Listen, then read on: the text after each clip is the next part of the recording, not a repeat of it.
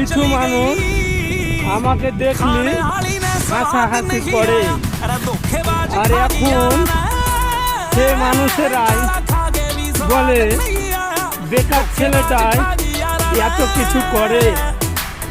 আমি তাদেরকে বলি, আমাকে নিয়ে হাসাহাসি না করে তুমি নিজের কর্ম করো, তুমি ঠিকই ফল পাবে।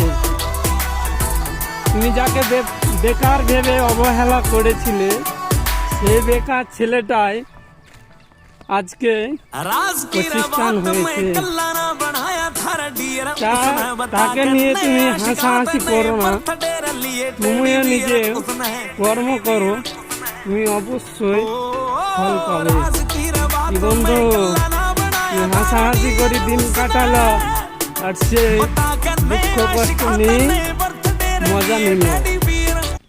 বন্ধু, তাই বলছি, সময় থাকতে কাউকে নিয়ে হাসাহাসি করো না, তুমিও সফলতার একদিন ফল পাবে। পরিশ্রম করো, সফলতা মিলবে। কে কি করছে দেখে তোমার লাভ নাই, তুমি কি করছো সেটাই তুমি দেখো। কে মদ খাচ্ছে, কে গাঁজা খাচ্ছে, কে জুয়া খেলছে, কে ঘুরে বেড়াচ্ছে, সেটা তোমার দেখার লাভ নাই বন্ধু। তুমি কি করছো, তুমি কোন পথে আছো সেটাই দেখো।